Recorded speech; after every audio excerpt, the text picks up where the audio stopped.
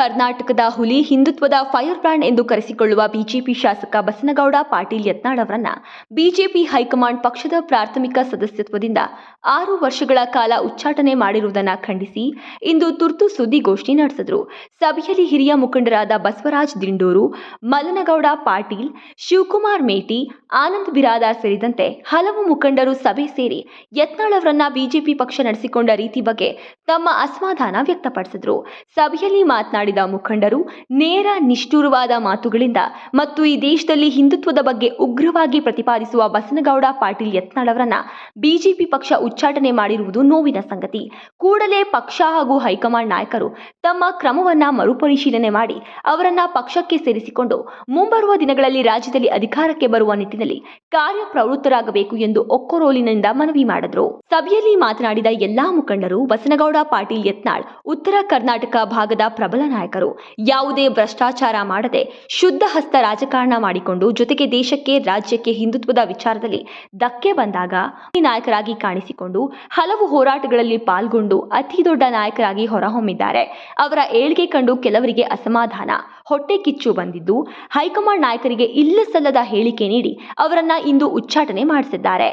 ಇಂದು ಕರ್ನಾಟಕದಲ್ಲಿ ವಕ್ಫ್ ಹೋರಾಟದಲ್ಲಿ ತಾವೇ ಮುಂದೆ ನಿಂತು ಉಪವಾಸ ಸತ್ಯಾಗ್ರಹ ಮಾಡಿ ಅದರಲ್ಲಿ ಮುಂದಾಳತ್ವ ವಹಿಸಿ ರಾಜ್ಯದ ರೈತರ ಹಿತ ಕಾಪಾಡುವಲ್ಲಿ ಬಸನಗೌಡ ಪಾಟೀಲ್ ಯತ್ನಾಳ್ ಶ್ರಮಿಸಿದ್ದಾರೆ. ಇಷ್ಟೆಲ್ಲ ಮಾಡಿದ್ರು ಬಿಜೆಪಿ ಹೈಕಮಾಂಡ್ ನಾಯಕರು ಬಸನಗೌಡ ಪಾಟೀಲ್ ಯತ್ನಾಳ್ ಅವರನ್ನ ನಡೆಸಿಕೊಂಡ ರೀತಿ ಎಲ್ಲಾ ಹಿಂದೂಪರ ಸಂಘಟನೆ ಹಾಗೂ ಮುಖಂಡರಿಗೆ, ವಿಶೇಷವಾಗಿ ಉತ್ತರ ಕರ್ನಾಟಕ, ಕಲ್ಯಾಣ ಕರ್ನಾಟಕ, ಮುಂಬೈ ಕರ್ನಾಟಕ ಸೇರಿದಂತೆ ರಾಜ್ಯದಂತೆ ಖಂಡನೆ ವ್ಯಕ್ತವಾಗುತ್ತಿದೆ. ಬಸನಗೌಡ ಅವರನ್ನ ಬೆಂಬಲಿಸಿ ರಾಜ್ಯದ ಎಲ್ಲಾ ಕಡೆ ಈಗಾಗಲೇ ಪ್ರತಿಭಟನೆ, ಬಂದ್ ನಡೆಯುತ್ತಿದೆ. ಕೂಡಲೇ ಇದನ್ನ ಬಿಜೆಪಿ ಹೈಕಮಾಂಡ್ ಹಾಗೂ ರಾಜ್ಯ ಬಿಜೆಪಿ ಹಿರಿಯ ಮುಖಂಡರು ಮತ್ತು ಹಿಂದುತ್ವದ ನಾಯಕರು ಗಮನಿಸಿ ಬಸನಗೌಡ ಪಾಟೀಲ್ ಯತ್ನಾಳ್ ಅವರನ್ನ ಬಿಜೆಪಿ ಪಕ್ಷಕ್ಕೆ ಮರುಸೇರ್ಪಡೆ ಮಾಡಿಕೊಳ್ಳಬೇಕು. ಇಲ್ಲದಿದ್ದರೆ ಮುಂದಿನ ದಿನಗಳಲ್ಲಿ ಬಿಜೆಪಿ ಪಕ್ಷ ಭಾರೀ ಬೆಲೆ ತೆರಬೇಕಾಗುತ್ತದೆ ಎಂದು ಸಭೆಯಲ್ಲಿ ತಮ್ಮ ಅಭಿಪ್ರಾಯ ವ್ಯಕ್ತಪಡಿಸಿದರು. ಸಭೆಯಲ್ಲಿ ನೂರಾರು ಮುಖಂಡರು ಪಾಲ್ಗೊಂಡು ಮುಂದಿನ ಕೆಲವೇ ದಿನಗಳಲ್ಲಿ ಮತ್ತೊಮ್ಮೆ ಸಭೆ ಸೇರಿ ಬಿಜೆಪಿ ಹೈಕಮಾಂಡ್ ಹಾಗೂ ಪಕ್ಷದ ನಾಯಕರ ವಿರುದ್ಧ ಬಹುದೊಡ್ಡ ಪ್ರತಿಭಟನೆ ಹಮ್ಮಿಕೊಳ್ಳಲಾಗುವುದು ಎಂದು ಸಭೆಯಲ್ಲಿ ಪಾಲ್ಗೊಂಡಿದ್ದ ಆನಂದ್ ಬಿರಾದಾರ್ ಮಾಧ್ಯಮಕ್ಕೆ ತಿಳಿಸಿದರು. ಹೋಟೆಲ್ ಒಂದರಲ್ಲಿ ನಾವು ಈ ದಿನ ಬೆಂಗಳೂರು ಮಹಾನಗರದಲ್ಲಿ ವಾಸವಾಗಿರ್ತಕ್ಕಂತಹ ಹಿಂದೂ ಸಮಾಜದ ಬಾಂಧವರು ಹಾಗೂ ಉತ್ತರ ಕರ್ನಾಟಕದ ನಾಗರಿಕರು ಎಲ್ಲರೂ ಸೇರಿ ಇವತ್ತು ಏನು ತಮಗೆಲ್ಲರಿಗೂ ಮಾಧ್ಯಮದವ್ರಿಗೆ ಗೊತ್ತಿದೆ, ಇವತ್ತು ಏನು ಈ ಸುದ್ದಿ ಏನಿದೆ ಅಂತಂದರೆ, ಶ್ರೀಯುತ ಹಿಂದೂ ಹುಲಿ ಬಸನಗೌಡ ಪಾಟೀಲ್ ಯತ್ನಾಳ್ ಅವರು, ಅಖಂಡ ಕರ್ನಾಟಕದ ಹಿಂದೂ ಹುಲಿ ಫೈರ್ ಬ್ರ್ಯಾಂಡ್ ಬಸನಗೌಡ ಪಾಟೀಲ್ ಯತ್ನಾಳ್ ಅವರನ್ನು ರಾಷ್ಟ್ರೀಯ ಬಿಜೆಪಿ ಪಕ್ಷ ಉಚ್ಚಾಟನೆ ಮಾಡಿರ್ತಕ್ಕಂಥ ವಿಚಾರದ ಕುರಿತು ಬೃಹತ್ ಪ್ರತಿಭಟನೆ ಮುಂದಿನ ದಿನಗಳಲ್ಲಿ ಬೆಂಗಳೂರಲ್ಲಿ ಮಾಡುವಂಥ ವಿಚಾರವಾಗಿ ಕುರಿತು ಪೂರ್ವಭಾವಿ ಸಭೆಯನ್ನು ನಾವು ಇವತ್ತು ಕರೆದಿದ್ವಿ.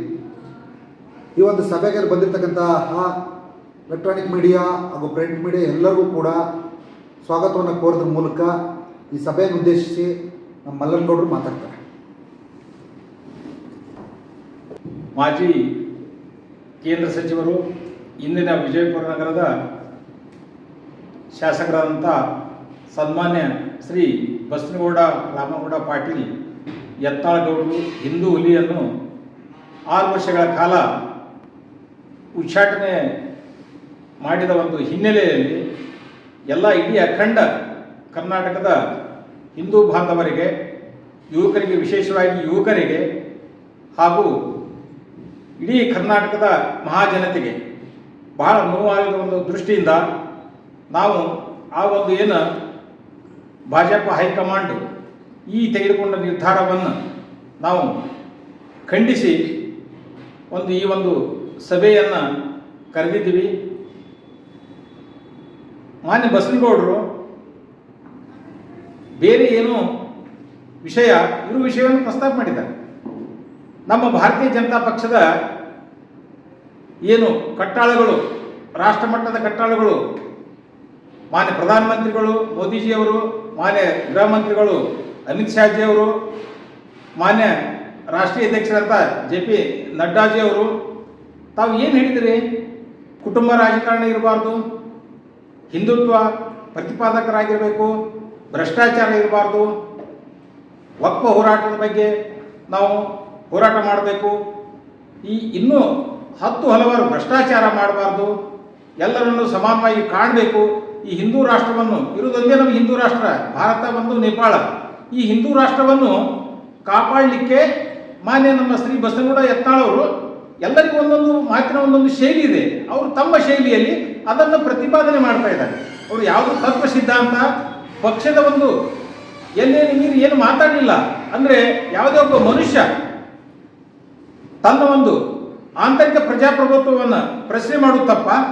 ತಾವೇ ಹೇಳಿದ್ರೆ ಆಂತರಿಕ ಪ್ರಜಾಪ್ರಭುತ್ವ ಏನು ಒಂದು 4-5 ಪ್ರಮುಖ ಅಂಶಗಳನ್ನು ಅವರು ಎತ್ತಿ ಮಾತಾಡಿದ್ದಾರೆ. ಆ ಮಾತಾಡಿದ್ದೇ ತಪ್ಪ? ಹಾಗಾದರೆ ಪಕ್ಷದಲ್ಲಿ ಏನು ಮಾತಾಡಬಾರ್ದ? ಯಾವ ನ್ಯಾಯ ಇದು?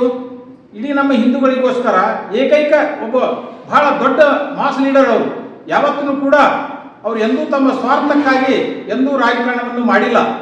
ಉಳಿದ ರಾಜಕಾರಣಿಗಳಂತೆ ಯಾರ ಮನೆ ಬಾಗಿಲಿಗೆ ಹೋಗಿ ಅವರಂತೆ ಮಾತಾಡಿ ಯಾವಾಗಲೂ ಅಧಿಕಾರವನ್ನು ಪಡೆದುಕೊಳ್ಳುವಂಥ ಮನುಷ್ಯ ಅಲ್ಲ. ಅವರು ನೇರವಾಗಿ ಏನು ಅವರ ಹೃದಯದಲ್ಲಿ ಏನಿದೆ ಆ ಹೃದಯ ಅಂತರಾಳದಿಂದ ಒಂದು ಧನಾತ್ಮಕವಾಗಿ ಏನು ಒಳ್ಳೆಯ ಒಂದು ಮಾತಿದೆ ಅದು ಒಂದು ಸ್ವಲ್ಪ ಹಾಡಿರುತ್ತೆ. ಅವರು ಯಾವಾಗಲೂ ಕೂಡ ಒಬ್ಬ ಒಳ್ಳೆಯ ಏನು ಒಂದು ಸಿಟ್ಟಿನಿಂದ ಮಾತಾಡ್ತಾನೆ, ಆಂತರಿಕವಾಗಿ ಹೃದಯದಿಂದ ಮಾತನಾಡುವಂಥ ಅದು ಭಾಷೆ ಆಗಿರ್ಬೋದು, ಅವ್ರು ಬಳಸುವಂಥ ಪದಗಳು ನಟ್ಟಿರ್ಬೋದು, ಬಟ್ ಅದರಲ್ಲಿ ಸತ್ಯ ಇರ್ತದೆ. ಆ ಯಾವ ಮನುಷ್ಯರಿಗೆ ಸಿಟ್ಟಿರುತ್ತೆ ಆ ಮನುಷ್ಯ ಒಬ್ಬ ಸಮಾಜ ಸುಧಾರಕ ಆಗ್ತಾನೆ. ಆ ಒಂದು ವ್ಯಕ್ತಿಯನ್ನ, ಒಂದು ಹಿಂದೂ ಪ್ರತಿಪಾದಕರನ್ನ ನಾವು ಉಳಿಸಿ ಬೆಳೆಸಿ ಅವರನ್ನು ಸಂರಕ್ಷಣೆ ಮಾಡಿ ನಮ್ಮ ರಾಜ್ಯಕ್ಕೆ ನಮ್ಮ ದೇಶಕ್ಕೆ ಅಂತ ಒಂದು ಕಟ್ಟಾಳುಗಳನ್ನು ತಯಾರು ಮಾಡುವ ಒಂದು ನಿಟ್ಟಿನಲ್ಲಿ ನಾವೆಲ್ಲ ಇವತ್ತು ಸೇರಿದ್ದೀವಿ. ಎಲ್ಲ ಹಿಂದೂಗಳು ನಾವು ಸೇರಿದ್ದೀವಿ. ಆದ್ದರಿಂದ ಬಸನಗೌಡರನ್ನೇನು ತಾವು ಈ ಒಂದು ಕ್ರಮವನ್ನು ತಗೊಂಡಿದ್ದೀರಿ, ನಾವು ಇದನ್ನು ದಯವಿಟ್ಟು ತಾವು ಇದು ಮಾಡಿದ್ದು ತಪ್ಪು, ಅದನ್ನು ನಾವು ಖಂಡಿಸ್ತಿದ್ದೀವಿ. ನೀವು ಅದನ್ನು ದಯವಿಟ್ಟು ಪುನರ್ ಪರಿಶೀಲನೆ ಮಾಡಬೇಕು. ಇಲ್ಲಾಂದರೆ ನಮ್ಮ ಅಖಂಡ ಏನು ಇಡೀ ಕರ್ನಾಟಕ ರಾಜ್ಯದಲ್ಲಿ ಮತ್ತು ಇಡೀ ರಾಷ್ಟ್ರ ಮಟ್ಟದಲ್ಲಿ ಈ ಹಿಂದೂಗಳಿಗೆ ಒಂದು ದೊಡ್ಡ ಒಂದು ಅನ್ಯಾಯವನ್ನು ಭಾರತೀಯ ಜನತಾ ಪಕ್ಷ ಮಾಡಿದಂಗೆ ಆಗುತ್ತದೆ. ಆದ್ದರಿಂದ ತಾವು ದಯವಿಟ್ಟು ಇದನ್ನು ವಾಪಸ್ ತಗೋಬೇಕು. ವಾಪಸ್ ತಗೊಂಡಿದ್ರೆ ಬಸನಗೌಡರಿಗೆ ಏನು ತೊಂದರೆ ಆಗೋದಿಲ್ಲ. ಸಾಕಷ್ಟು ಜನಸೇವೆಗಳನ್ನು ಮಾಡಿದ್ದಾರೆ. ಇವತ್ತು ಯಾವುದೇ ಒಬ್ಬ ರಾಜಕಾರಣಿ, ಯಾರು ಇಷ್ಟು ರಾಜಕಾರಣಿಗಳಿದ್ದಾರೆ ನಮ್ಮ ರಾಜ್ಯದಲ್ಲಿ ತಗೊಳ್ರಿ, ಯಾರ ಹತ್ರ ಗೋಶಾಲೆ ಇದ್ದಾರೆ? ಯಾರ ಹತ್ರ ಗೋಶಾಲೆ ಇದೆ? ಎಂದೂ ಕೂಡ ಅವ್ರು ಹೋಗಿ ನನಗೆ ಅದು MLA ಮಾಡ್ರಿ, ನನಗೆ MP ಮಾಡ್ರಿ, ನನಗೆ ಅದನ್ನು ಮಾಡಿ ಎಂದೂ ಕೇಳಿಲ್ಲ. ಅಂತ ಒಬ್ಬ ವಿಶೇಷ ಒಂದು ಕ್ವಾಲಿಟಿ ಕ್ಯಾರೆಕ್ಟರ್ಸ್ ಇದ್ದಂಥ ಒಂದು ಭ್ರಷ್ಟಾಚಾರದ ಆರೋಪ ಇಲ್ಲ, ಒಂದು ಯಾವುದು ವ್ಯಭಿಚಾರ ಆರೋಪ ಅವರು ಬಸನಗೌಡರ ಮೇಲೆ ಇಲ್ಲ. ಇನ್ನೇನು ಅವ್ರು ನೇರವಾಗಿ ಮಾತನಾಡುವಂಥ ಒಬ್ಬ ಮನುಷ್ಯನ ಸ್ವಭಾವ ಅದು. ಆ ಸ್ವಭಾವದಿಂದ ಚೂರು ಒಂದು 50% ಏನೋ ನೀವು ಮಾತಾಡಿದ್ದು ನಿಮಗೆ ತೊಂದರೆ ಆಗಿದೆ ಅಂತ ತಿಳ್ಕೊಂಡು ಈ ಮಟ್ಟದಲ್ಲಿ ಒಂದು ಕುತಂತ್ರ ರಾಜಕಾರಣವನ್ನು ಮಾಡಿ ನೀವು ಈ ಒಂದು ಕ್ರಮ ಏನಿದೆಯಲ್ಲ ಇಡೀ ಕರ್ನಾಟಕದ ಅಖಂಡ ಹಿಂದೂ ಸಮಾಜ ಖಂಡಿಸ್ತದೆ. ಬಸನಗೌಡ ಪಾಟೀಲ್ ಯತ್ನಾಳ್ ಅವರ ಉಚ್ಚಾಟನೆ ಮಾಡಿದ್ದು ತಪ್ಪು ಅಂತ ಹೇಳಿಬಿಟ್ಟು ವಿಷಾದ ವ್ಯಕ್ತಪಡಿಸಿ ಹೈಕಮಾಂಡು ಶಿಸ್ತು ಪ್ರತಿನಿಧಿಗಳು ಒಬ್ಬರು ಬಿಜಾಪುರಕ್ಕೆ ಬಂದು ತಪ್ಪೊಪ್ಪಿಗೆ ಪತ್ರ ಕೊಟ್ಟು ಅವ್ರನ್ನ ಮತ್ತೆ ಪಕ್ಕಕ್ಕೆ ತಗೋಬೇಕು. ಇಲ್ಲದೆ ಹೋದರೆ ನಿಮ್ಮ ಪಕ್ಕಕ್ಕೆ ಕೊನೆಯ ಶವದ ಪೆಟ್ಟಿಗೆ ಮೊಳೆಯನ್ನು ನೀವೇ ಬರ್ಕೊಡ್ರಿ. ಇದು ಯಾತ್ರ. ಭಾರತೀಯ ಜನತಾ ಪಾರ್ಟಿಯಲ್ಲಿ ಏಕೈಕ ಮಹಾನಾಯಕರು ಅವರನ್ನು ಬಿಟ್ಟರೆ ಭಾರತೀಯ ಜನತಾ ಪಕ್ಷದಲ್ಲಿ ಇವತ್ತು ಮಾಸ್ ಲೀಡರ್ ಅನ್ನುವಂಥವ್ರು ಯಾರೂ ಇಲ್ಲ. ಇಂಥ ಪರಿಸ್ಥಿತಿಯಲ್ಲೂ ಕೂಡ ಬಸನಗೌಡ ಪಾಟೀಲ್ ಯತ್ನಾಳ್ರನ್ನ ಉಚ್ಚಾಟನೆ ಮಾಡಿದ್ದು ಖಂಡಿತ ಇದು ಭಾರತೀಯ ಜನತಾ ಪಕ್ಷಕ್ಕೆ ಕರ್ನಾಟಕದ ಮಟ್ಟಿಗೆ ಇದು ದೊಡ್ಡ ತಪ್ಪು ನಿರ್ಧಾರ ಅನ್ನುವಂಥ ಮಾತನ್ನು ಇವತ್ತು ನಾವು ಕರ್ನಾಟಕದ ಹಿಂದೂಗಳ ಪರವಾಗಿ ತಮಗೆ ತಿಳಿಸಿ ಬಯಸ್ತಾ ಇದ್ದೀವಿ. ಭಾರತೀಯ ಜನತಾ ಪಕ್ಷದ ಹೈಕಮಾಂಡ್ಗೆ ಮೆಸೇಜ್ ಅಂತ ಹೇಳ್ಬೋದು. ಅದೇ ರೀತಿ ಅವ್ರು ಮಾಡಿರ್ತಕ್ಕಂಥ ಸೇವೆ, ನಿಸ್ವಾರ್ಥ ಸೇವೆ, ಆಮೇಲೆ ಭ್ರಷ್ಟಾಚಾರ ರಹಿತ, ಆಮೇಲೆ ಜನರ ಜೊತೆ ಬೆರೆಯುವಂಥ ರಾಜಕಾರಣಿ ಅವರು. ಅಂಥ ರಾಜಕಾರಣಿ ಕರ್ನಾಟಕದಲ್ಲಿ ಯಾರೂ ಇಲ್ಲ. ಈ ನಿರ್ಧಾರವನ್ನು ತೆಗೆದುಕೊಳ್ಳುವುದರ ಮೂಲಕ ನೀವು ದೊಡ್ಡ ತಪ್ಪನ್ನು ಮಾಡ್ತಾ ಇದ್ದೀರಿ. ಕರ್ನಾಟಕದಲ್ಲಿರ್ತಕ್ಕಂಥ ಕೆಲವು ಭ್ರಷ್ಟಾಚಾರಿಗಳಿಂದ ತಮಗೆ ತಪ್ಪು ಮಾಹಿತಿ ಬಂದಿರಬಹುದು. ದಯವಿಟ್ಟು ನಿಜ ಏನು ಅನ್ನೋದನ್ನು ತಾವು ಪರಿಶೀಲಿಸಬೇಕು. ತಮ್ಮ ನಿರ್ಧಾರವನ್ನು ಕೂಡ ತಾವು ಇನ್ನೊಮ್ಮೆ ಪರಿಶೀಲಿಸಿ ಬಸನಗೌಡ ಪಾಟೀಲ್ ಯತ್ನಾಳ್ರು ಭಾರತೀಯ ಜನತಾ ಪಕ್ಷಕ್ಕೆ ಇವತ್ತಿನ ಟೈಮ್ಗೆ, ಆಮೇಲೆ ಹಿಂದೂ ಸಮಾಜದ ರಕ್ಷಣೆಗಾಗಿ ಕರ್ನಾಟಕಕ್ಕೆ ಅವರು ಬೇಕು ಅನ್ನುವಂಥ ಮಾತನ್ನು ಇವತ್ತು ಮತ್ತೆ ನಾನು ನಿಮಗೆ ಕರ್ನಾಟಕದ ಹಿಂದೂಗಳ ಪರವಾಗಿ ಒತ್ತಾಯಿಸ್ತಾ ಇದ್ದೀನಿ. ಉತ್ತರ ಕರ್ನಾಟಕದ ಹುಲಿ ಹಾಗೂ ಹಿಂದೂ ಹುಲಿ, ಒಬ್ಬ ಮಹಾನ್ ಹೋರಾಟಗಾರ ಏನಿದ್ದಾರೆ. ಈಗ ಉತ್ತರ ಕರ್ನಾಟಕ ಭಾಗದ ಶಾಸಕರುಗಳಲ್ಲಿ ಉತ್ತರ ಕರ್ನಾಟಕ ಜ್ವಲಂತ ಸಮಸ್ಯೆಗಳು ತುಂಬ ತಿಳಿದುಕೊಂಡಿರುವಂಥ ವ್ಯಕ್ತಿ ಅಂತಂದರೆ ಅದು ಬಸನಗೌಡ ಪಾಟೀಲ್ ಅಂತ. ಒಬ್ಬ ಬಲಿಷ್ಠ ನಾಯಕತ್ವವುಳ್ಳಂಥ ವ್ಯಕ್ತಿ ಉತ್ತರ ಕರ್ನಾಟಕ ಭಾಗದಲ್ಲಿ ಯಾರಿದ್ದಾರೆ ಅಂದರೆ ಅದು ಬಸನಗೌಡ ಪಾಟೀಲ್ ಯತ್ನಾಳ್. ಅಂಥ ಒಬ್ಬ ದೊಡ್ಡ ವ್ಯಕ್ತಿನ ಯಾವುದೋ ನಿಮ್ಮ ವೈಯಕ್ತಿಕ ವಿಚಾರಗಳು ಅಲ್ಲಿ ಯಾವ ಪಕ್ಷದ ಪರವಾಗಿ ಅವಮಾನ ಮಾಡಿಲ್ಲ, ವ್ಯಕ್ತಿಪರದ ಅವ್ರ ಮಧ್ಯೆ ಏನೋ ಇರೋದು ಅವ್ರು ಬಹಿರಂಗವಾಗಿ ಹೇಳಿದ್ದಾರೆ ಅಷ್ಟೇ. ಈ ಒಳಗಡೆ ಮನೆಯಲ್ಲಿ ಹೇಳೋದು ಬಹಿರಂಗವಾಗಿ ಮಾತಾಡಿದ್ರೆ ಅದು ಯಾಕಂದ್ರೆ ಸಮಾಜಕ್ಕೆ ಗೊತ್ತಾಗಲಿ, ಸಾರ್ವಜನಿಕರಿಗೆ ಅರ್ಥ ಆಗಲಿ ಅನ್ನೋ ರೀತಿಯಲ್ಲಿ ಹೇಳಿದ್ದಾರೆ. ಅದನ್ನು ಬಿಟ್ಟರೆ ಅವ್ರ ಪಕ್ಷಕ್ಕೆ ಯಾವುದೇ ಒಂದು ಅವಮಾನಕರವಾದ ವಿಚಾರ ಹೇಳಿಲ್ಲ. ಇವತ್ತು ಅಂಥ ಮಹಾನ್ ವ್ಯಕ್ತಿ ತೆಗೆದಾಕಿ ನಾಳೆ ಸಣ್ಣ ಸಣ್ಣ ಶಾಸಕರುಗಳು ಈಗೀಗ ಬಂದಿರೋಂಥ ಶಾಸಕರುಗಳು ಉತ್ತರ ಕರ್ನಾಟಕದ ಬಗ್ಗೆ ಧ್ವನಿ ಎತ್ತೋರು ಯಾರು? ನಾಳೆ ನಮಗೂ ಆ ಗತಿ ಬರ್ಬೋದೇನೋ ಅಂತ ಇವತ್ತು ನಮ್ಮ ಉತ್ತರ ಕರ್ನಾಟಕ ಭಾಗದಲ್ಲಿ ಕುಗ್ಗಿಸೋಂಥ ಕೆಲಸನ ಎಲ್ಲ ಯಾವ ಪಕ್ಷನಾಗಲಿ ಯಾವ ಪಕ್ಷ ಬಗ್ಗೆ ಹೇಳಲ್ಲ. ಈ ಪಕ್ಷದಲ್ಲಿ ನಡೆದಿರ್ಬೋದು, ನಾಳೆ ಇನ್ನೊಂದು ಪಕ್ಷದಲ್ಲಿ ನಡೀಬೋದು. ಇದೊಂದು ಎಚ್ಚರಿಕೆ ಗಂಟೆ. ನಾನು ಉತ್ತರ ಕರ್ನಾಟಕ ಸಂಘ ಸಂಸ್ಥೆಗಳ ಒಕ್ಕೂಟದ ಅಧ್ಯಕ್ಷನಾಗಿ ಇದೇ ರೀತಿ ನೀವೇನೋ ನಮ್ಮ ದೊಡ್ಡ ದೊಡ್ಡ ನಾಯಕರುಗಳಿಗೆ ಏನಾದರೂ ನೀವು ಉಚ್ಚಾಟನೆ ಮಾಡೋದಾಗಲಿ, ಸಸ್ಪೆಂಡ್ ಮಾಡೋದಾಗಲಿ, ನಾವೇನು ಬೆಂಗಳೂರಲ್ಲಿ ನಿದ್ದೆ ಮಾಡ್ತಾ ಇಲ್ಲ, ನಾವೇನು ಸುಮ್ಮನೆ ಕೂತ್ಕೊಂಡ್ಬಿಟ್ಟು ಆಟ ಆಡ್ತಾ ಇಲ್ಲ, ನಾವೇನು ಕೆಲಸಕ್ಕೆ ಬಂದೀವಿ ಅಂತ ತಕ್ಷಣ ಬರೀ 24 ಗಂಟೆ ನಾವು ಕೆಲಸಗಾರ ಅಲ್ಲ, ಕೆಲಸನೂ ಮಾಡ್ಕೊಂಡು ನಿಮ್ಮನ್ನು ತುಳಿಯೋಂಥ ಕೆಲಸ ನಾವು ಇವತ್ತು ಮಾಡ್ತೀವಿ ಅಂತ ಈ ಸಂದರ್ಭದಲ್ಲಿ ಮೀಡಿಯಾ ಮುಖಾಂತರ ನಾನು ತಿಳಿಸ್ತೀವಿ. ನಮಸ್ಕಾರ. ಅಲ್ಲ ಇವತ್ತು ಅವರು ಈಗ ಏನಾಗುತ್ತೆ ಗೊತ್ತಾ, ನಾವು ನಮ್ಮ ಸಂಪರ್ಕಕ್ಕೆ ಅವ್ರು ಇವತ್ತು ಸಿಕ್ಕಿಲ್ಲ. ನಾವು ಅವರಿಂದ ಮಾಹಿತಿ ತಗೊಳ್ತೀವಿ. ಮೊದಲು ನಾವೊಬ್ಬ ಅಭಿಮಾನಿ ಆಗ್ಬೋದು, ಸಾರ್ವಜನಿಕರು ಆಗ್ಬೋದು, ನಾವೊಬ್ಬ ಅವರ ಪರವಾಗಿರೋಂಥ ವ್ಯಕ್ತಿ ಅಂತ ಅನ್ನೋಕ್ಕಿಂತ ಏನಂದರೆ ನಾವೊಬ್ಬ ಉತ್ತರ ಕರ್ನಾಟಕ ಭಾಗದ ಧ್ವನಿ ಅಂತ ಬಲಿಷ್ಠ ವ್ಯಕ್ತಿಗೆ ಆಗಿರೋದು ಒಂದು ಅನ್ಯಾಯ.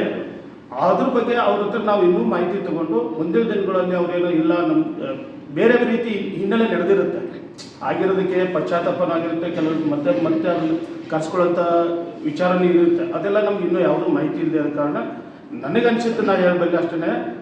ಮುಂದಿನ ದಿನಗಳಲ್ಲಿ ಏನಾದರೂ ನಾವು ಇದೇ ರೀತಿ ಒಬ್ಬೊಬ್ಬರು ಉಚ್ಚಾಟನೆ ಮಾಡ್ಕೊಂಡು ಹೋದರೆ ಯಾರಿಂದ ಆಗಿದೆ ಅಂತ ಪ್ರಶ್ನೆ ಅಲ್ಲ, ಆಗೋಗಿದೆ. ಈಗ ಅಲ್ಲಿಗೆ ಆಗೋಗಿದ್ದನ್ನು ಇವ್ರು ಸ್ವಂತ ಪಕ್ಷ ಕಟ್ತಾರೋ ಅಥವಾ ಮತ್ತೆ ಪಕ್ಷಕ್ಕೆ ಸೇರ್ಕೋತಾರೋ ಅನ್ನೋದು ನಮ್ಗೆ ಯಾವುದೂ ಖಚಿತ ಮಾಹಿತಿ ಇಲ್ಲ. ಹಾಗಾದರೆ ನಾವೇನು ಹೇಳ್ತಿದ್ದೀವಿ, ಇವರು ಇನ್ನೂ ಏನಾದರೂ ಜಾಸ್ತಿ ತೊಂದರೆ ಕೊಟ್ಟರೆ, ನನಗೆ ಈ ರೀತಿ ಅವಮಾನ ಆಗಿದೆ ಇಂಥವ್ರಿಂದ ಅಂತ ಅನ್ನೋದಾಗಿದ್ದರೆ ಅವ್ರ ಪರವಾಗಿ ನಾವು ನಿಂತ್ಕೊಳ್ತೀವಿ. ಸರ್, ನಾವು ವಿಜೇಂದ್ರಗೂ ಹೇಳಲ್ಲ, ಬಸನಗೌಡರಿಗೂ ಹೇಳಲ್ಲ. ನಾವು ಮಾತಾಡ್ತಾ ಇರೋದು ಸೆಂಟ್ರಲಿಂದ ಬಂದಿರೋದು ಆಗಿರೋದು ಉಚ್ಚಾಟನೆ. ವಿಜೇಂದ್ರ ಅವರು ಏನು ಹೇಳಿದರು, ಬಸನಗೌಡರು ಅವ್ರಿಗೆ ಏನು ಉತ್ತರ ಕೊಟ್ಟಿದ್ದಾರೋ ನನಗದ್ರ ಬಗ್ಗೆ ಮಾಹಿತಿ ಇಲ್ಲ. ನಾವು ರಾಜಕೀಯ ಬಗ್ಗೆ ಅದ್ರ ಬಗ್ಗೆ ಅನುಭವನೂ ಇಲ್ಲ. ನಾವು ನೇರವಾಗಿ ಹೇಳ್ತಾ ಇರೋದು ಅಂತಂದರೆ, ಇವತ್ತು ನಮ್ಮ ಉತ್ತರ ಕನ್ನಡ ಭಾಗದ ಒಬ್ಬ ಮಹಾನ್ ಲೀಡರು ಉಚ್ಚಾಟನೆ ಆಗಿದ್ದಾರೆ. ಇವತ್ತು ನಾವು ಉತ್ತರ ಕರ್ನಾಟಕ ಭಾಗದಲ್ಲಿ ಒಬ್ಬ ಹೋರಾಟಗಾರನಾಗಿ, ನಾನೊಬ್ಬ ಹೋರಾಟಗಾರನಾಗಿ ನಾನು ಅವ್ರಿಗೆ ಸ್ಪಂದಿಸೋಕ್ಕೆ ತಯಾರಿ. ಓಕೆ ಅಂತ ಅವ್ರು ಹೇಳಿದ್ದು ತುಂಬ ಸರಿಯಾಗಿದೆ. ಏಕೆಂದರೆ ಬಸನಗೌಡರು ಯಾವತ್ತೂ ತಮ್ಮ ಆ ವ್ಯಕ್ತಿ, ಮಹಾನ್ ವ್ಯಕ್ತಿ, ತನ್ನ ಸ್ವಂತ ಒಂದು ಸ್ವಾರ್ಥಕ್ಕಾಗಿ ಯಾವುದನ್ನು ಮಾತಾಡೋದಿಲ್ಲ. ಅವ್ರ ಸ್ವಭಾವ ಇರ್ಬೋದು 5-10%, ಒಬ್ಬೊಬ್ಬ ಮನುಷ್ಯರಿಗೆ ಒಂದೊಂದು ಥರ ಸ್ವಭಾವ ಇದೆ. ದೇಶಕ್ಕಾಗಿ ಭ್ರಷ್ಟಾಚಾರ ರಹಿತ ಇರಬೇಕು, ಹಿಂದೂಗಳನ್ನು ರಕ್ಷಣೆ ಮಾಡಬೇಕು, ಅಡ್ಜಸ್ಟ್ಮೆಂಟ್ ಪಾಲಿಟಿಕ್ಸ್ ಮಾಡಬಾರ್ದು, ಅಭಿವೃದ್ಧಿ ತಾರತಮ್ಯ ಆದಾಗ ಮಾಡ್ಬೋದು, ಯಾವುದೇ ಒಂದು ಸಮಾಜಕ್ಕೆ ಮೀಸಲಾತಿ ತಾರತಮ್ಯ ಆದಾಗ ಸಣ್ಣ ಸಣ್ಣ ಸಮಾಜಗಳಿಗೆ ಕೂಡ ಒಂದು ಮೀಸಲಾತಿ ಕೊಡಬೇಕು ಅನ್ನುವಂಥ ಪ್ರತಿಪಾದನೆಯನ್ನು ಮಾಡಿಕೊಂಡೇ ಬಂದಿದ್ದಾರೆ ಹೊರತಾಗಿ ವೈಯಕ್ತಿಕವಾಗಿ ಅವ್ರದ್ದು ಇಲ್ಲ. ಅವರು ಯಾವಾಗ ಒಂದು ಮನುಷ್ಯನಿಗೆ ಲಿಮಿಟ್ ಇರ್ತದೆ, ತಾಳ್ಮೆ ಅನ್ನೋದು ಇರ್ತದೆ. ತಾಳ್ಮೆ ದಾಟಿದ ಮೇಲೆ ಅವರು ಒಂದು ಎಮೋಷನಲಿ ಸ್ಟಾರ್ಟ್ ಆಗ್ತದೆ. ಅದಕ್ಕೆ ಅವ್ರಿಗೆ ಜವಾಬ್ದಾರಿ ಇದೆ. ಅವ್ರ ಜವಾಬ್ದಾರಿ ಮೀರಿ ಕೆಲಸ ಮಾಡ್ತಾ ಇದ್ದಾರೆ. ನಮ್ಮ ರಾಜ್ಯಕ್ಕಾಗಿ, ನಮ್ಮ ಜನರಿಗಾಗಿ ಮಾಡ್ತಾ ಇದ್ದಾರೆ. ಎಂದೂ ಕೂಡ ಅವರು ಇಷ್ಟು ದೊಡ್ಡ ವ್ಯಕ್ತಿ ಆದಾಗ, ಎಂದೋ ಒಂದು 15-20 ವರ್ಷ ಅದರ ಹಿಂದೆ ಕೇಂದ್ರ ಮಂತ್ರಿ ಇದ್ದಾಗ ಅವ್ರು ಯಾವತ್ತೂ ಕೂಡ ಯಾರ ಮನೆಗೂ ಹೋಗಿ ಗೊತ್ತಿದೆ ನಿಮ್ಮ ಮಂತ್ರಿಗಳಾಗಬೇಕಾದ್ರೆ ಹೆಂಗೆ ಇದು ಮಾಡ್ತಾರೆ, ಈಗ ಅಂತವ್ ಮಾಡಿಲ್ಲ. ಬಸನಗೌಡರಷ್ಟು ನೇರವಾಗಿ ಮಾತಾಡೋರು, ಓಪನ್ ಹಾರ್ಟೆಡ್, ಇಡೀ ಭಾರತೀಯ ಜನತಾ ಪಕ್ಷದ ಯಾವುದೇ ರಾಜಕೀಯ ಪಕ್ಷಗಳಿಗೂ ಕೂಡ ಅಂಥ ಮಹಾನ್ ವ್ಯಕ್ತಿಗಳು ಸಿಗೋದಿಲ್ಲ. ಯಾಕೆ ಸಿಗೋದಿಲ್ಲ ಅಂದರೆ ಅಷ್ಟೊಂದು ಅವರು ಭಾಳ ನೇರವಾಗಿ ಮಾತಾಡ್ತಾರೆ. ಆ ಸ್ವಭಾವನೇ ಅವ್ರು ಇರಲಿಲ್ಲ. ಇದು ನಮ್ಗೆ ಆಘಾತ ಆಗ್ತದೆ. ಅವರು ಈ ಥರ ಇದು ಮಾಡಿದರೆ ಆಘಾತ ಆಗ್ತದೆ. ಯಾರ ಜೊತೆ ಹೊಂದಾಣಿಕೆ ಅವ್ರಿಗೆ ಇಲ್ಲ. ಬಟ್ ಅವ್ರಿಗೆ ಇನ್ನೊಂದು ಒಳ್ಳೆಯ ಗುಣ ನಾನು ಕೂಡ ಅಬ್ಸರ್ವ್ ಮಾಡಿದಂಗೆ, ಸಮಾಜ ಕೂಡ ಅಬ್ಸರ್ವ್ ಮಾಡಿದಂಗೆ, ಯಾವುದೇ ಪಕ್ಷ ಇರಲಿ, ಯಾವುದೇ ಸಮಾಜ ಇರಲಿ, ಯಾವುದೇ ಧರ್ಮದ ವ್ಯಕ್ತಿ ಇರಲಿ, ಒಳ್ಳೆಯ ಕೆಲಸ ಮಾಡಿದರೆ ನೀನು ಒಳ್ಳೆಯವನು, ಕೆಟ್ಟದ ಕೆಲಸ ಮಾಡಿದರೆ ಕೆಟ್ಟವನು. ಸ್ವಂತ ಅವರು ಕುಟುಂಬದ ಸದಸ್ಯರು ಕೂಡ ತಪ್ಪು ಮಾಡಿದರೆ ನೀನು ತಪ್ಪು ಅನ್ನುವಂಥ ಒಂದು ಅವರು ಎಷ್ಟು ನೇರ ನಿಷ್ಠುರ ಅಂತ ವ್ಯಕ್ತಿನೇ ನಾವು ನೋಡುವುದಿಲ್ಲ, ಮುಂದಾದ್ರೆ ಹುಡ್ತಾರೋ ಇಲ್ಲೋ ಅನ್ನೋಂಥ ಭಾವನೆ ಇದೆ. ಅದಕ್ಕೆ ಅದು ಏನಾದರೂ ನಾವು ಆ ಥರ ನಮ್ಮದು ಪರ್ಸೆಪ್ಷನ್ ಇದ್ದರೆ ಅವರು ಹೊಂದಾಣಿಕೆ ರಾಜಕಾರಣ ಅವ್ರ ಜೀವನದಲ್ಲಿ ಜಾತಕದಲ್ಲೇ ಇಲ್ಲ. ಅವರು ಅವ್ರು ಮಾತಾಡೋ ರೀತಿ ನೋಡಿದ್ರೆ ನಮ್ಗೆ ಹಂಗೆ ಅನಿಸ್ತಾ ಇದೆ. ಖಂಡಿತವಾಗಲೂ ನಡೆಯೋದಿಲ್ಲ. ಆದರೆ ಇದಕ್ಕೆ ಅಪವಾದ ಇದ್ದಂಗೆ ಬಸವನಗೌಡ ಪಾಟೀಲ್ ಯತ್ನಾಳ್ ಅವರು 2003 ಅನಂತಕುಮಾರ್ ಜೊತೆಗೆ ನಾವು ವಾಜಪೇಯಿ ಅವರನ್ನು ಭೇಟಿಯಾಗಿದ್ವಿ. ಭಾಳ ಸ್ಪಷ್ಟವಾಗಿ ಹೇಳ್ತೀನಿ, ಹೈಕಮಾಂಡ್ ತಗೊಂಡಂಥ ನಿರ್ಧಾರ ಅತೀವ ಆಘಾತಕಾರಿ. ಈಗ ಗೊತ್ತಾಗೋದು 2012 ಜುಲೈ 17ನೇ ತಾರೀಕು ಯಡಿಯೂರಪ್ಪನವರು KJP ಪಕ್ಷ ಕಟ್ಟಿದರು. ಹೊಳ್ಳಿ ತೊಗೊಂಡ್ರಲ್ಲ, ಯಾಕೆ ತೊಗೊಂಡ್ರು? ಶಕ್ತಿ ಹೆಚ್ಚಾಗಿ ತೊಗೊಂಡು. ಅದಕ್ಕಿಂತ ದೈವವಾದ ಶಕ್ತಿ ಬಸವನಗೌಡ ಪಾಟೀಲ್ ಯತ್ನಾಳ್ ಹತ್ರ ಐತೆ ಅನ್ನೋದು ಹೈಕಮಾಂಡ್ ಗೊತ್ತಾದಾಗ ಕಾಲ ಮಿಂಚಿ ಹೋಗಿರುತ್ತೆ. ಆ ತಪ್ಪ ಅವರು ಮಾಡಬಾರ್ದು. ಕರ್ನಾಟಕದಲ್ಲಿ BJP ಮತ್ತೆ ಅಧಿಕಾರ ಪಡಿಬೇಕು ಅಂತಂದರೆ ಬಸವನಗೌಡ ಪಾಟೀಲ್ ಯತ್ನಾಳ್ ನೇತೃತ್ವ ವಹಿಸಬೇಕು. ಅದನ್ನು ಮಾತ್ರ ಸಾಧ್ಯ. ಇಲ್ಲದೆ ಹೋದರೆ ಅಧಿಕಾರಕ್ಕೆ ಬರೋದು ಮರೀಚಿಕೆ. ಈ ಮಳೆ ತಾವು ಆಡ್ಕೊಳ್ಬೇಕಾದ್ರೆ ನಾವೇ ಕೊಡಬೇಕು ಅಂತಾರೆ ಅವರು. ನಾನು ಈ ಮೂಲಕ ಅವ್ರಿಗೆ ಆಹ್ವಾನ ಕೊಡ್ತಾನೆ. ಕರ್ನಾಟಕದಲ್ಲಿ ರಾಣಿ ಚೆನ್ನಮ್ಮ ಪಕ್ಷವನ್ನು ನಾನು ಸ್ಥಾಪನೆ ಮಾಡಿಬಿಟ್ಟು ಅದರ ಅಧ್ಯಕ್ಷರಾಗಿ ಕೆಲಸ ಮಾಡಿದ್ದೀನಿ. ಚೆನ್ನಮ್ಮನ ಪಕ್ಷದಲ್ಲಿ ದಲಿತರು, ಹಿಂದುಳಿದವರು, ಇತರೆ ಸಮಾಜ ಕೂಡಿಬಿಟ್ರೆ ಒಂದು ಪಕ್ಷ ಕಟ್ಟಿ ಕನಿಷ್ಠ 130 ಸೀಟ್ ಗೆಲ್ಲೋಕ್ಕೆ ಯಾವುದೇ ಸಂದೇಹ ಇಲ್ಲ. ಇದು ಆಗಬಾರ್ದು. ಪ್ರಧಾನಮಂತ್ರಿ ಮೋದಿಯವರ ಮುಖ ನೋಡಿಕೊಂಡು ಹೊಸ ದಿಶೆಯತ್ತ ವಿಶ್ವ ಗಮನ ಸೆಳೆದಂಥ ಭಾರತಕ್ಕೆ ನಾವು ಕೂಡ ಕೊಡುಗೆ ಕೊಡಬೇಕಂತಕೊಂಡು BJP ಪಕ್ಷ ತನ್ನ ತಪ್ಪನ್ನು ಸರಿಪಡಿಸ್ಕೋಬೇಕು ಮತ್ತು ಈ ವ್ಯವಸ್ಥೆನ ಸರಿಪಡಿಸೋಕ್ಕೆ ಮುಂದಾಗಬೇಕು. ಅದಕ್ಕೂ ಅವರು ತಪ್ಪು ಮಾತಾಡಿದ್ದನ್ನು ನಾವು ಯಾವ ಕಾರಣಕ್ಕೂ ಸಮರ್ಥಿಸಿಕೊಳ್ಳೋದಿಲ್ಲ. ಆದರೆ ತನ್ನ ಹೊಟ್ಟೆಯಲ್ಲಿರ್ತಕ್ಕಂಥ ಕಿತ್ತನ್ನು ಹೊರಗೆ ಹಾಕಿರ್ತಾರೆ. ಈಗ ಕಾಲ ಹೇಗೆ ಇದೆ ಅಂದರೆ ಮಜ್ಜಿಗೆ ಸಹಿತ ಆರಿಸಿ ಕುಡಿತಕ್ಕಂಥ ಕಾಲ. ಇದಕ್ಕೆ ಹಲವಾರು ಕುತಂತ್ರಗಳು ಆದರೆ ಹೆಸರು ಹೇಳಿದ್ರೆ ಕೋರ್ಟ್ ಆಗುತ್ತೆ. ಕಾಲ ಬರುತ್ತೆ, ಜನತೆಗೆ ಗೊತ್ತಾಗುತ್ತೆ. ಬರೀ ಪಂಚಮಸಾಲಿ ಸಮುದಾಯ ಹೋರಾಟ ಬೆಂಬಲ ಇಲ್ಲ ಅನ್ನೋದು ಇಡೀ ವೀರಶೈವ ಲಿಂಗಾಯತ ಸಮುದಾಯ. ನಾನು 2008 ಅಖಂಡ ವೀರಶೈವ ಲಿಂಗಾಯತ ಒಳಪಂಗಡ ಸಮುದಾಯದ ಅಧ್ಯಕ್ಷನಾಗಿ ಕೆಲಸ ಮಾಡಿದ್ದೀನಿ. ಬರೀ ಪಂಚಮಸಾಲಿ ತಗೊಂಡು ಹೋಗೋದಿಲ್ಲ, ಇಡೀ ವೀರಶೈವ ಲಿಂಗಾಯತ ಸಮುದಾಯ ಅವರ ಪರವಾಗಿ ನಿಲ್ಲುತ್ತೆ. ಅದನ್ನು ಕಾಲ ನಿರ್ಣಯ ಮಾಡುತ್ತೆ. Right sir.